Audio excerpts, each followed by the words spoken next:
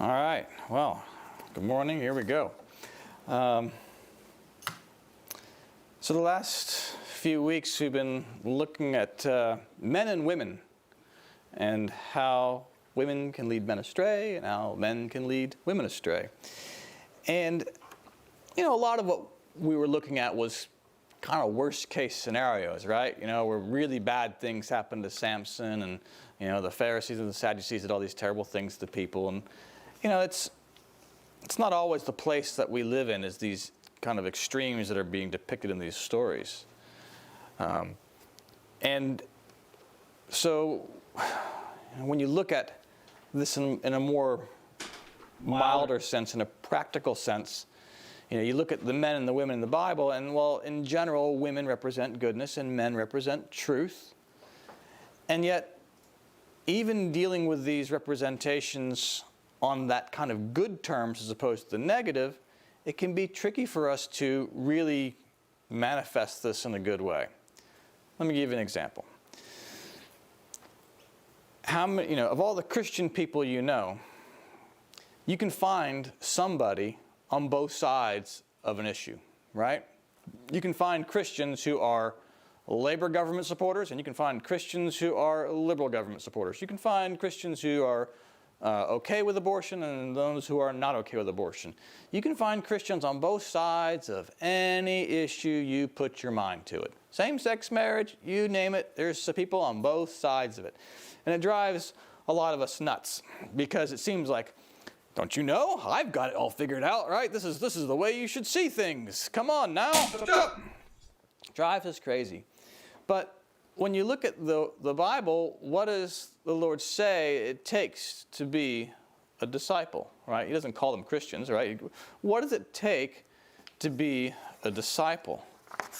Well, in John chapter 13, verses 34 and 35, he spells it out nice and clearly for us. He says, "A new commandment I give to you, that you love one another, even as I have loved you, that you also love one another. By this all men will know that you are my disciples, if you have love for one another." So, right, there it is. It's not about whether you go to church on Sunday. It's not whether you're baptized. It's not whether what family you're born into.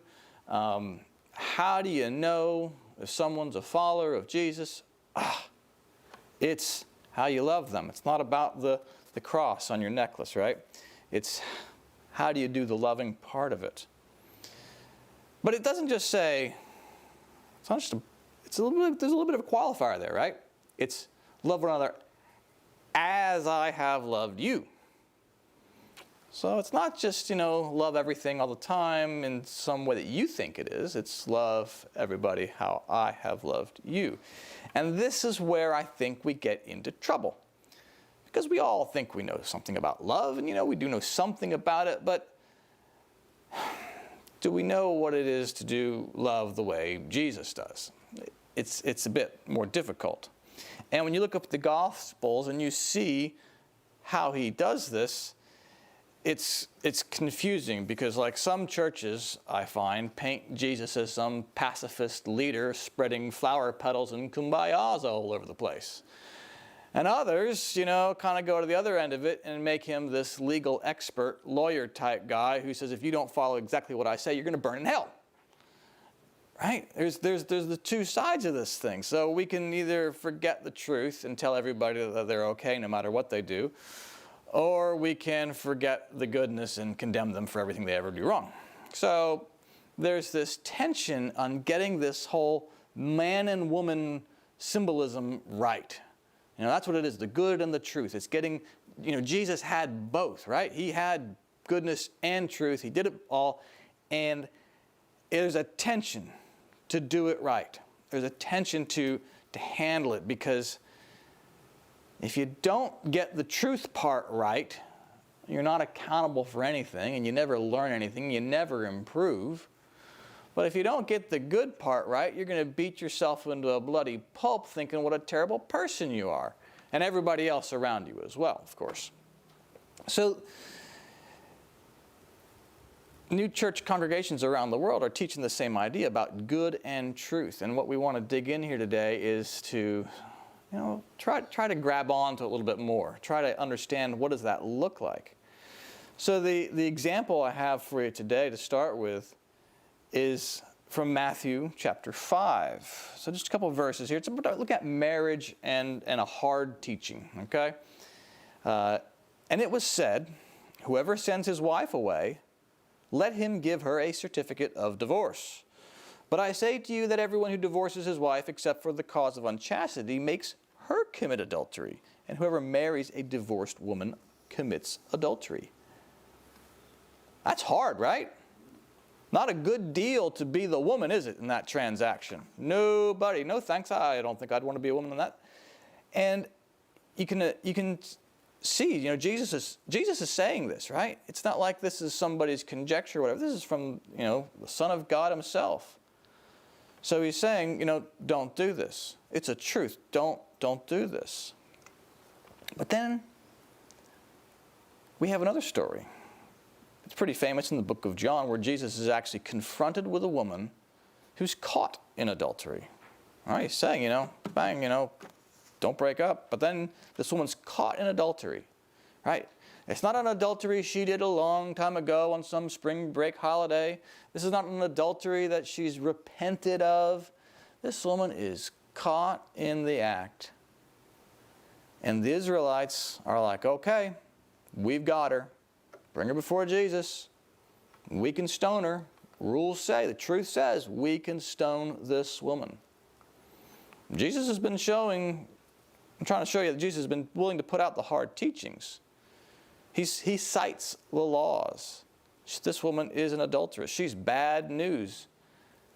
In all reality, he should be able to say, yep, get out your stones. Let's have it. Let's do it. He could have weaseled out and said, well, under Roman law, you can't stone someone for adultery. Could have gotten out of that way. Instead, he says, all right, you want to do this? You want to stone her? How about this? The one of you who has no sin within them can cast the first stone. Right? The one of you who hasn't thought about adultery, the one of you who hasn't cheated on your taxes, the one of you who hasn't lied, the one of you who hasn't coveted or borne false witness, anybody, if you haven't done any of that, if you've upheld the 10 Commandments and these 613 other laws in the book of Leviticus, if you've done all that, well, all right, well, then you can cast that first stone. There's the truth and there's the goodness, both hanging together. They all walk away, right? They all walk away. He says, they don't condemn you, neither do I. You're great just the way you are. No. Go, sin no more. They don't condemn you, neither do I. Go and sin no more. Right? There's that truth right there. He's being honest with her. He's like, you sinned, you shouldn't have been done doing that. He doesn't say, you're great the way you are. He's saying, don't go do it again. It's truth with compassion. And getting that balance right is where the Christian religion really works. That's when it works. Because you're making progress in your life and you're not feeling like, a dirty bag, right? You're not feeling just terrible. You have to have some sort of emotional capacity to make progress. John, the disciple John, seems to understand this balance. So when he paints the pictures of Jesus in his gospel, he sees that Jesus has both. He understands that Jesus has both the goodness and the truth. And in John chapter 1, he says, the Word became flesh, made his dwelling among us. We have seen his glory, the glory of the one and only Son, who came from the Father, full of grace and truth. Full of grace and truth, right? Sounds like good and truth, right? Sounds like love and wisdom. That's the kind of the phrases that Swedenborg uses. It's the same thing, grace and truth. It's that tension of, truth holding you accountable and the grace saying, you're forgiven. Grace says, you're okay the way you are. And the truth says, you need to work on that a little bit harder, right? That's what we're looking at here. And when you look at the way Jesus interacts with people throughout the Bible, you start to see the two sides of that held together. The side that says you can do better and I still love you no matter what. You know, a lot of us experience that in forms of our parents, right? You know, one parent might have been good and the other might have been truth. And if you wanted to get something, you know which parent to ask for, because one parent might be willing to say more yes to something than the other, versus the other parent might just lay down a lot of truth. So we know how to navigate this world a bit in our life, but when we start looking at it spiritually, it becomes more difficult because there's a little bit more at stake, I think. We're given an example of what this looks like in True Christian Religion, number 41. It says, love and wisdom are united in God. In fact, all human reason is capable of seeing that this is true. Once it is aware that love and wisdom come from Jehovah God through the spiritual sun that surrounds him. The heat radiating from that sun is essentially love, and the light radiating from it is essentially wisdom. From this it becomes clear as day that the love and wisdom are united from their source, namely God, who is the origin of that sun. This point can be visualized by thinking of the sun in the physical world. It is nothing but fire. Heat radiates from its fieriness. Light radiates from the glow of its fieriness. At the outset then, heat and light are one. As they radiate, they are separated, as you can tell from the fact that some objects they strike take in more heat and some more light. A more extreme separation occurs in us. Get that? A more extreme separation occurs in us. With us, the light of life and the heat of life are distinct. The separation exists because we need to be reformed and regenerated, and this will not happen unless the light of life, or intelligence, teaches us what we should want and what we should love. It's important to know that God is continually building a partnership between love and wisdom in us. But if we are not facing God and believing in Him, we ourselves are constantly separating the two. That's not the place you want to be. The greater partnership within us then, between these two things, the goodness of love or of goodwill and the truth of wisdom of faith, the more we become an image of God and are raised towards heaven and even into heaven where the angels are.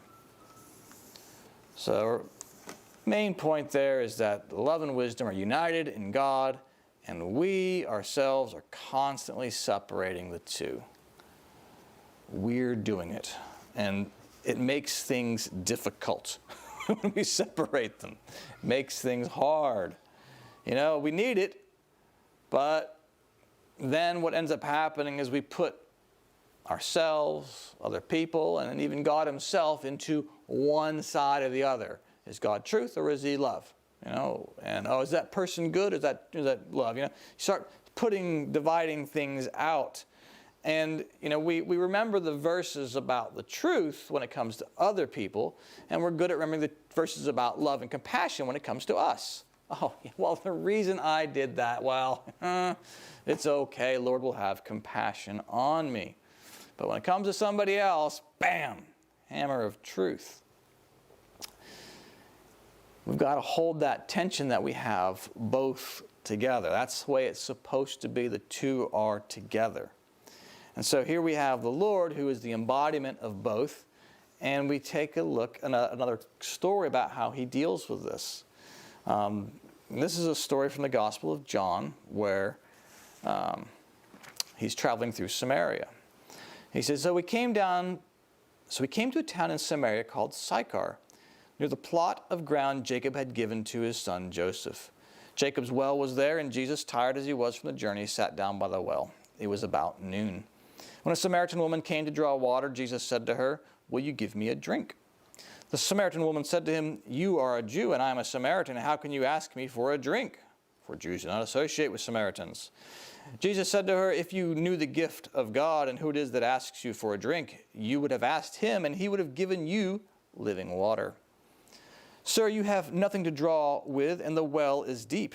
Where can you get this living water? Are you greater than our father Jacob, who also gave us the well and drank from it himself, as did also his sons and his livestock? Jesus answered, "Everyone who drinks this water will be thirsty again, but whoever drinks the water I give them will never thirst. Indeed, the water I give them will become a spring of water welling up to eternal life." The woman said to him, "Sir, give me this water so I don't go get thirsty and have to keep coming here to draw water."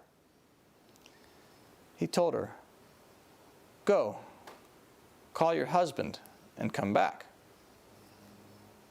"I have no husband," she replied. Jesus said to her, "You are right when you say you have no husband. The fact is, you have had 5 husbands, and the man you now have is not your husband. What you have just said is quite true." "Sir, I can see that you are a prophet.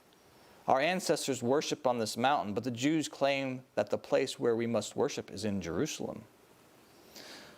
"Woman, believe me, a time is coming when you will worship the Father neither on this mountain nor in Jerusalem.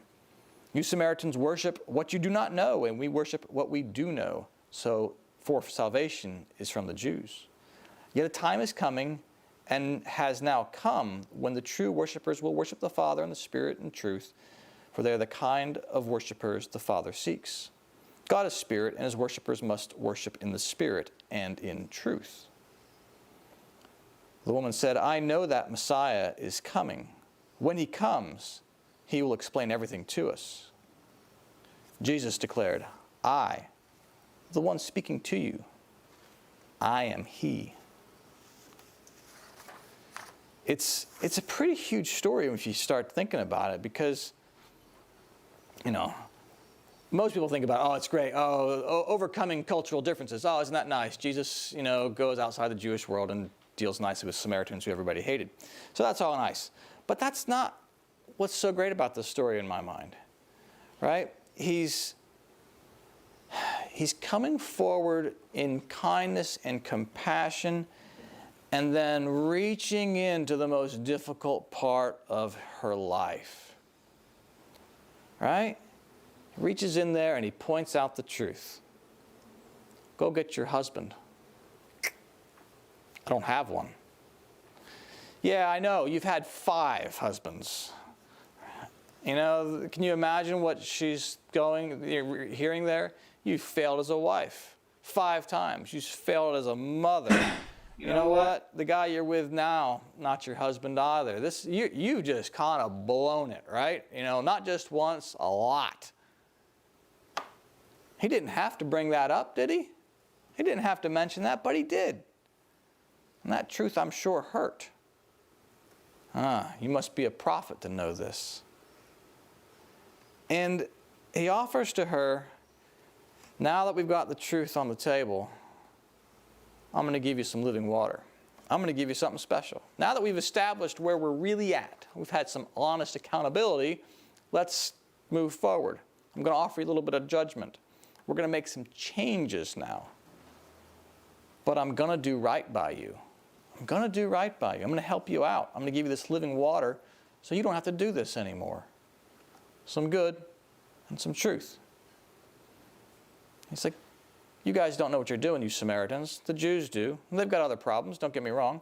They know who God is, but they don't know how to do it. And I want your heart to be in this, right?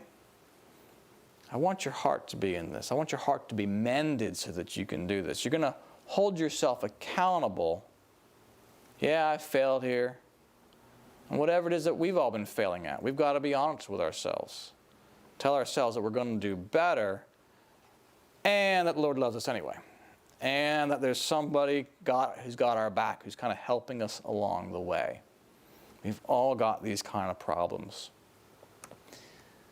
Perhaps the most miraculous thing in this story, what Jesus says is that last line. He's saying to her, I am the Messiah. He never says that to anybody else. Every other time in the Scripture, it's, who do you think I am? Who do you say I am? With her, he digs into that tough part. And she's like, yep, okay, you're somebody special. He's like, yeah, we're going to fix this. He's got the truth about her life, and he's got the love to try to fix it. It's a hard balance to get, because we have to do that for ourselves, we do that for everybody else, and we've also got to understand God in this way. Because if we put God into one side or the other, then we've missed half of what he's trying to do. We've missed that he's trying to make things better. We've missed that he's trying to care for everybody, no matter how rotten we think they are. No matter how much they've gone wrong or fallen astray or whatever, he's still after it. And so when you see these stories in the Bible about men and women, and they're actually doing the right thing, you know, you got Moses who does the right thing, and you see the Marys in the New Testament, you see all these different characters doing their thing. Well, we're supposed to take that and say, okay, well, this is part of how God works. He has his Moses moments where he's leading, telling them the way. We see that there's the Elijah and the kind of the miracle worker moments where God can change things in an instant and he can reveal himself to us. And we can see the female side where, you know, there's the Marys and the Elizabeths and all this kind of Christmassy kind of stuff we're going into, where when things are bad, which they were during the time of the Lord's birth, when things are really bad, what do you need? You need a woman. You need a woman to say, okay, I'm going to give you some love. And with that love, guess what I'm going to bear? I'm going to bear some truth to come with it too. You need that. You need it all. So as you go out and you ponder this story and the Christmas time coming up, try to do your best to hold it a little more tense than you normally would. Hold it a little more balanced. Try to emphasize the side that you wouldn't normally do and think about that and see what you can manifest into your life. Amen.